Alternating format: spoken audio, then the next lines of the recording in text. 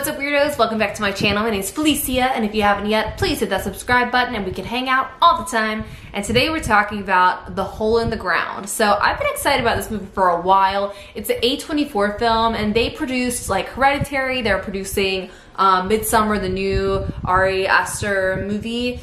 They produced 8th Grade. What's the other one? The Florida Project, which I loved. Great movie. So they really do a lot of great work, and so I was excited about this movie, them doing another horror movie. So this was written and directed by Lee Cronin, and it was released at the beginning of March. I watched it on Amazon, and honestly, pretty awesome movie. Even though it's like a totally different plot, it's sort of like made up what I wanted from The Prodigy, which I reviewed on my channel a couple months ago, I guess. It sort of made up for that movie with having like a scary kid in a movie kind of thing. So, also, I don't know if you can see this. This is my dog. His head is in the cushions.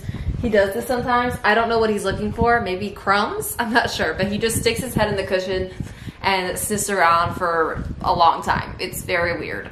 Okay, so basically it follows this mother and son who move to the Irish countryside to get away from an abusive husband and father. After her son gets lost in the wood and comes back, she starts to suspect something is totally creepy and strange about him. For me, this is just sort of a well-made horror movie. It's beautifully shot, it's well written, it's well directed, the acting is good, like all the pieces of it are just working really well together. So it's just now occurring to me that I don't really know how to talk about this movie without spoilers, and also the movie itself isn't like a crazy twist or anything, so it sort of doesn't feel like spoilers, but I guess I'm just gonna call this a spoiler review. That'll just make me feel better and hopefully make you feel better. Alright, this is officially a spoiler review of The Hole in the Ground. So the title itself comes from two things, right? So the first thing is that in the woods, the mother finds this giant sinkhole that dirt is like going down into this one point, going down to the hole, don't know where it goes. And then the other thing is that, so basically, okay, once again, spoiler, the kid's a changeling. He goes to the woods, he's taken, and a dark, spooky spirit thingy is sent back as his doppelganger.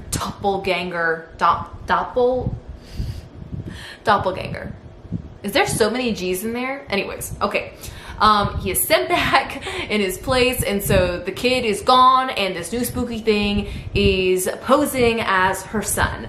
So then the second thing I think this title comes from is the way in which these changelings kill people in this movie is by burying their head in the ground, which is just an amazing image of having like this body laying in the dirt and just the head under the dirt and the rest of the body above. Like, it's just like such great imagery. So one of the scariest things about this movie for me was the old woman. So there's this old woman that when they first get there, they almost hit in the road because she's just standing there and she's like muttering something to herself very creepily, and then later she's the one that comes up and is like, that's not your son.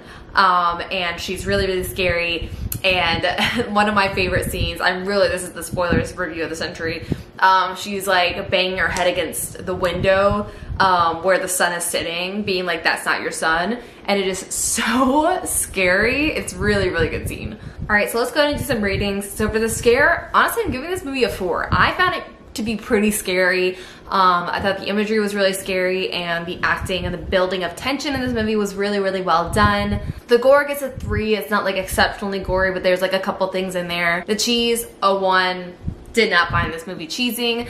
At some points found it quite sad, actually, because there are moments in the movie when once she realizes that's not her son, where she's like kind of openly and in public being like, that's not my son. And to the other people watching, it's like so sad to like be like watching this little boy have to deal with his like crazy mother, but then like what you actually know is that this mother is dealing with something that's not her son at all. Just so smart. And then overall, this movie gets a 4 for me. It's a really great changeling tale. I also really appreciate it being in the woods, sort of like in comparison to what I was talking about in my Pet Cemetery review, where those woods didn't feel scary because they felt so artificially scary with all this fog and stuff. The woods in this movie felt genuinely scary and like simultaneously beautiful, which is like a cool thing. Like, they're filmed super beautifully. It's like you have these like great overhead shots of looking at this very beautiful forest that's like I love the color palette, like everything's amazing. And then like deep within the forest is like these horrible, horrible monsters. And the last thing I'll talk about is just the ending. So I really like the ending because it gave a little bit more than I was expecting. So at one point she basically locks the changeling in the basement, and then she goes to the sinkhole and she crawls down in it to get her son back. And in my head, I guess because I was thinking about like movies like The Babadook or The Prodigy or just other sort of movies like that, in which like the monster is like within the child versus like in this movie it's like a full-on doppelganger. She has to go somewhere else to get the son versus like getting her son back from the body that already exists, if that makes sense.